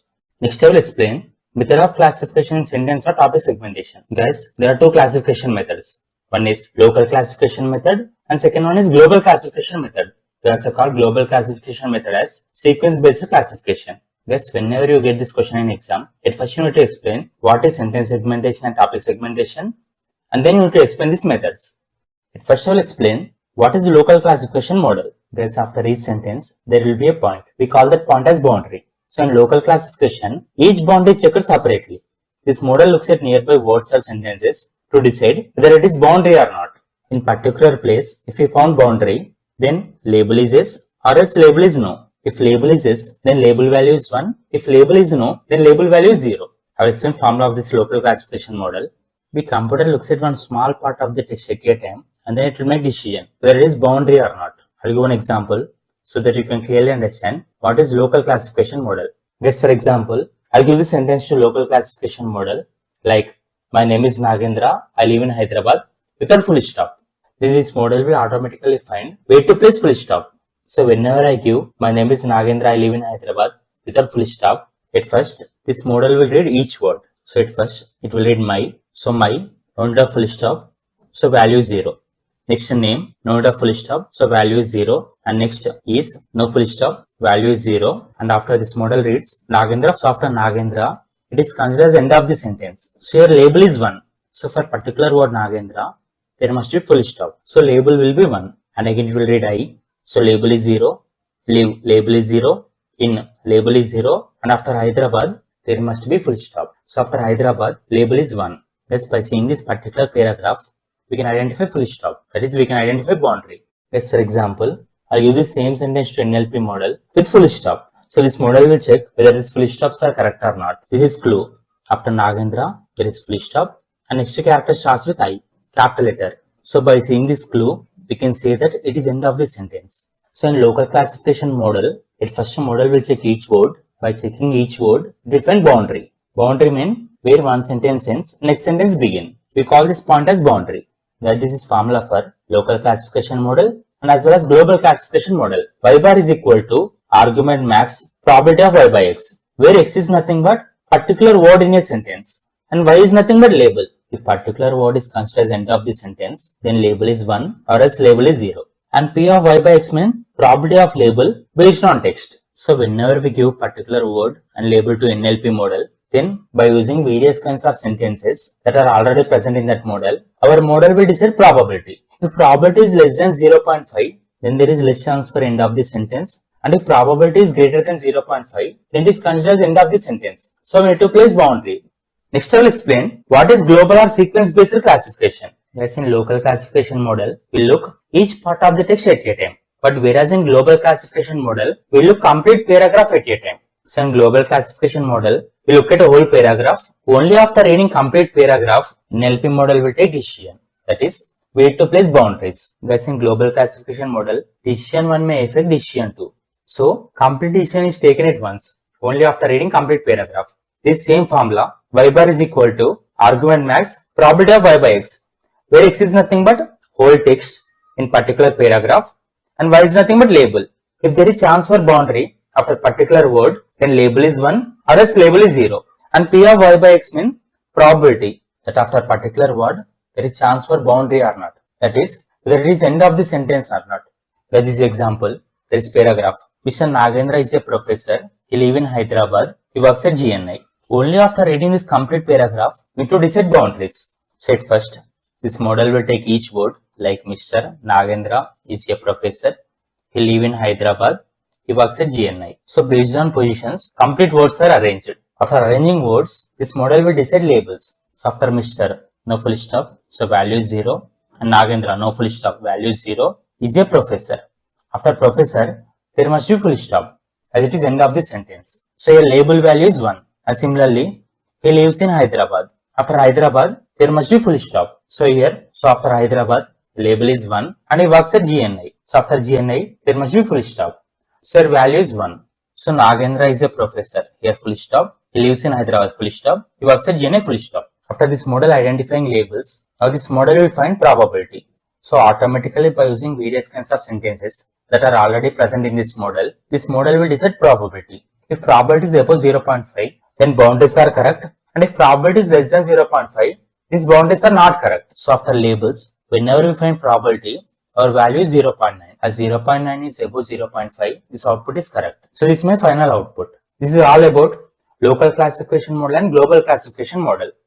Next I will explain what are generative models and discriminative models. Guys, in order to perform sentence segmentation or topic segmentation in NLP, we can use two types of machine learning models. They are generative models and discriminative models. These two models are completely different in the way they handle data and make predictions. Whenever we give input to machine learning models, these machine learning models will give output. We call that output as label. First I will explain what are generative models. Name itself says generative model. So generative model has capability to understand patterns. That means generative model will not place boundaries just by saying full stops. Generative model has capability to understand sentence. As we will train this model by giving various examples. Generative model has capability to understand complete sentence and meaning of the sentence. So by understanding complete meaning, it will place boundaries. Whenever we give particular data to generative models, by reading each word and punctuation, this model will decide whether it is end of the sentence or not. For example, if label is 1, then it is considered as end of the sentence. If label is 0, it is not considered as end of the sentence. As for example, I'll give particular sentence. My name is Rahul, full stop. As there is full stop, it is considered as end of the sentence. Same example, Rahul is a student. Here there is no full stop. As there is no full stop, it is not considered end of the sentence. So by giving various kinds of examples, generative model will understand patterns of the sentences. So whenever we give any new input, it will decide whether it is end of sentence or not.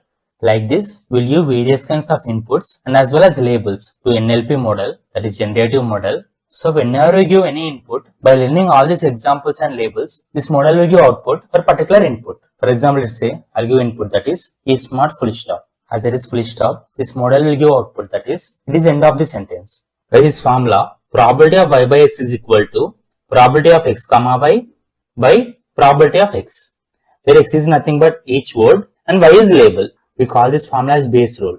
Meaning of this formula is at first this model will understand complete pattern and then this model will calculate answer. These are features of generative model. This model can assume data like how words and labels are related to each other. And this model is good for small data sets and this model can handle unknown words. Nav-based model, hidden Markov model. These both are examples of generative models. Whereas if you consider discriminative model don't have capability to understand complete patterns. Just we will give rules. By using that rules, this model will create boundaries. Guys, this model will not care how data is generated. This model only understands futures. As for example, I'll give some futures to discriminative model like if particular word has full stop and next word starts with capital letter, it is end of the sentence. So by using these features, I will train model. So whenever I give any new input, this model will check whether particular word has full stop and next word starts with capital letter or not. If that particular word starts with capital letter, then it is considered end of the sentence. Let's for example, I'll give some inputs to model like my name is Rahul full stop. So as there is boundary, it is considered end of the sentence. Same example, this time I'll give my name is Rahul without full stop. So it is not considered as end of the sentence. So by giving various kinds of input, I will train model. So without understanding complete sentence, just by identifying futures, whether there is full stop or not, this model will generate output whenever I give any input. So this model will not make any assumptions about full sentence. Just based on futures, it will give output. These are features of discriminative models. Thus, we can give various kinds of features in order to train model. Like we can give word before and after characters, punctuation marks, capital letters, etc.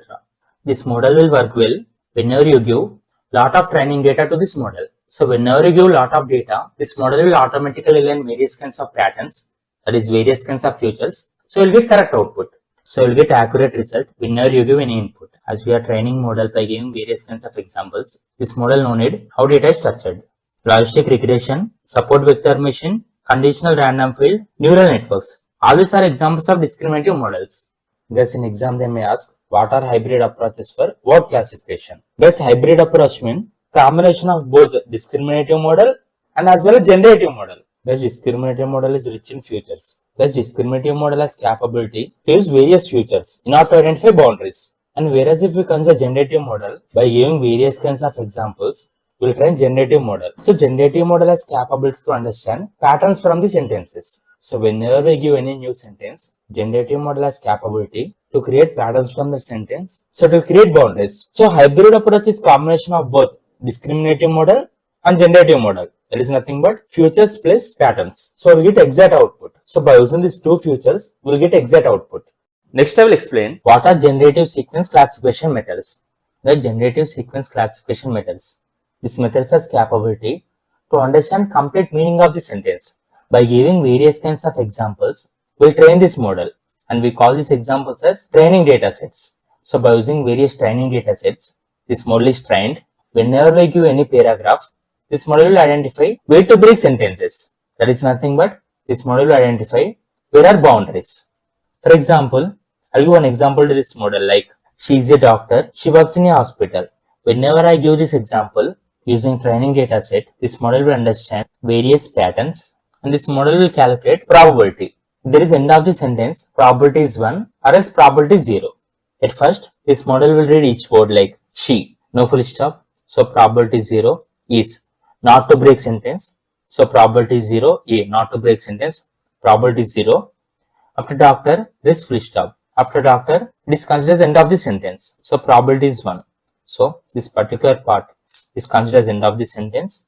And next, she, probability 0, work 0, in 0, A 0. And hospital, after hospital there is full stop. So here probability is 1. So this part is considered as other sentence. So by using various kinds of examples, that is by using training data set, this model is trained. So by using various kinds of examples, this model will understand probability and then it will decide whether it is end of the sentence or not. That is nothing but whether there is boundary or not. One of the example of generative sequence classification method is hidden Markov model. This hidden Markov model, this model has two hidden states. One is boundary and next one is no boundary. And you can write this example in exam. And second one is discriminative sequence classification methods. Thus, discriminative sequence classification methods. This model don't have capability to understand meaning of the sentence. Whereas if you consider generative model has capability to understand meaning of the sentence. But discriminative model don't have capability to understand meaning of the sentence. Just by identifying features like where is full stop, this model will decide whether we need to include boundary or not. For example, I'll give various features to this model like parts of speech like what is noun, pronoun, verb, adverb, adjective, etc. And what are capital letters, what are word patterns. And I'll give some features like whenever there is full stop, next alphabet starts with capital letter, then it is considered as end of the sentence. So by understanding all these features, this model will generate output, that is whether there is boundary or not. One of the example of discriminative sequence classification method is confidential random field. Shortly we call it as CRF. For example, I will give input to CRF like I met Dr. Reddy, he was kind. So by understanding various kinds of features, this model will understand that full stop after doctor, which is not end of the sentence. So only here there is end of the sentence. So one sentence is I met Dr. Reddy and next sentence is he was kind. So based on features, this model will decide whether there is boundary or not. And third one is discriminative local classification methods. So same example which I explained before, but there is one word extra, that is local. Thus local means instead of reading complete paragraph, this model will read each sentence at a time and then this model will decide whether there is boundary or not. So instead of reading complete paragraph, this model will read each sentence at a time and then this model will decide whether we need to include boundary or not. For example, I'll give one example to this model like he lives in US, he's a student. So based on features, this model will decide whether we need to include boundary or not. But whenever this model read input like US, after U there is full stop. So this model gets confused whether it is end of the sentence or not. So this model is simple and fast and this model is suitable only for small data. It is not suitable for large data, but this model don't have capability to understand complete sentence or paragraph. This model will identify features like where is full stop, and based on that, this model will decide whether we need to include full stop or not. Next, I will explain various text-to-tailing methods for topic segmentation. Thus, text-to-tailing. This method was developed by Martin Hurst. Thus, by using this technique, we can divide long document into smaller sections based on topic. So, this method is mainly used for topic segmentation in NLP. But how this method will divide long document into smaller sections based on topic? This method is based on idea that if there are similar words, then it is considered same topic or it is different topic. Yes, for example, let us consider topic is related to school. In topic school, some words will repeat like classroom, attendance, children, chalk piece, blackboard, etc. If similar words repeat, then it is considered same topic or else it is different topic. This is how text-to-tailing method will divide long document into various sections. Next, I will explain how text-to-tailing method will work. Let's see first. This method will divide long document into various smaller blocks. After dividing long document into smaller blocks, after that, this method will compare whether there are similar words in two blocks or not. If there are similar words in two blocks, then these two blocks comes under same topic, or else if there are different words in two blocks are different. That this is text-to-tailing graph. For example, let's say my document contains total 20 pages. If you observe this graph level, till here graph level is same, and again here graph level is same. But if you observe here, in this particular portion, graph size increases. As graph level increases from page number 13 to 16. So from page number 13 to 16, there are different words. As there are different words from page number 13 to 16, page number 13 to 16 belongs to different topic. And from page number 1 to 12 and from 16 to 20, graph level is same. That is nothing but there are similar words. So all these pages comes under one topic, and from page number 13 to 16, this is other topic. Guys, we will use two methods in text-to-tailing. One is block comparison method and second one is vocabulary introduction method. First I will explain what is block comparison method. Guys, in block comparison method, we will compare two blocks. If many words match, that is considered same topic. Only few words match, then it is considered different topic. This formula, similarity is equal to sigma WT block 1 into WT block 2 by under root sigma WT square into block 1 under root sigma T WT square block 2. This is formula. I'll give one simple example so that you can clearly understand this formula and how block comparison method works. Let's for example, let's say there are two blocks. First block contains words like student, teacher, assignment, grade. And second block contains words like teacher, feedback, assignment, marks. At first we need to combine all these words. If there are any similar words, we consider it as one word. So total there are words like student, teacher, assignment, grade, feedback, marks. So at first we need to arrange like this: student, teacher, assignment, grade, feedback, marks. In block 1, there is student, so I will include 1. And similarly in block 2, there is teacher, so I will include 1. And similarly assignment in block 1, so 1. And grade is in block 1, so here I will include 1. And feedback, there is no feedback in block 1, so 0. There are no marks in block 1, so I will include 0. And similarly for block 2, so students, there is no word student in block 2, so 0. Teacher is in block 2, so 1. Assignment in block 2, 1. Grade is not in block 2, so 0. Feedback is in block 2, 1. And similarly marks is in block 2, so I will include 1. If there is any word in particular block, we will include 1, or else we need to include 0. Now we will apply formula. So 1 into 0 plus 1 into 1 plus 1 into 1 plus 1 into 0 plus 0 into 1 plus 0 into 1. So after calculating this value, I will get 1 plus 1, that equal to 2. So sigma T WT block 1 into WT block 2. This value is 2. Next we will calculate under root sigma T WT square block 1 into under root sigma T WT square block 2. That is nothing but we to calculate under root whole square for block 1. So under root 1 square plus 1 square plus 1 square plus 1 square plus 0 square plus 0 square. That is nothing but under root 1 square plus 1 square plus 1 square plus 1 square, that equal to 1 plus 1 plus 1 plus 1, that is root 4. Root 4 is nothing but 2. So value of this block 1 whole square is 2. And similarly, next we need to calculate under root whole square for block 2. So under root 0 square plus 1 square plus 1 square plus 0 square plus 1 square plus 1 square. Total there are 1, 2, 3, 4. 4 ones. So that is root 4 that equal to 2.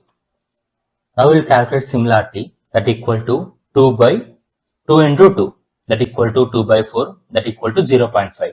Guys, if value is 0.5 or less than 0.5, then there is match. That is nothing but both blocks comes under same topic. So as value is 0.5, both blocks comes under same topic.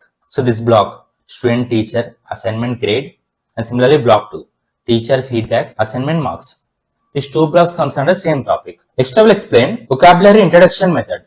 This formula, score is equal to new words in block 1 plus new words in block 2 by 2 into W. W is nothing but number of words in two blocks. The same example, let's here teacher, and here also there is teacher.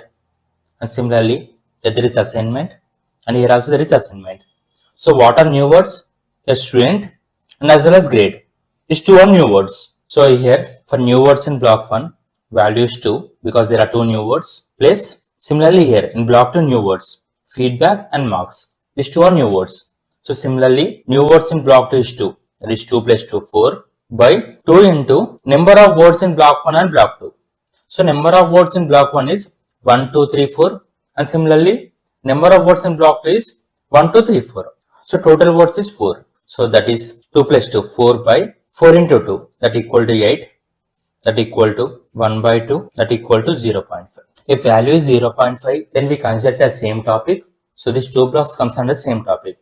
Next I will explain what are the extensions for global modeling in sentence segmentation. Because in sentence segmentation, global modeling means instead of checking each word in a sentence, we will check entire sentence or paragraph at a time. After checking entire sentence or paragraph at a time, we will find the best possible places to break sentence. So we will find best possible places to break sentence. That is to create boundaries. But there is problem with global modeling. That is, global modeling will not use parts of speech. That is, which word is noun, which word is verb, what is pronoun, adjective, etc. This model don't know about parts of speech. And instead of giving text, whenever we speak, this model cannot understand completely what we speak. So this model cannot use extra features like parts of speech and speech features. So in order to understand parts of speech and in order to recognize speech whenever we speak, we need to add some extensions to this global modeling. And that first extension is boundary token states. This boundary token states is suggested by Strieberg et al.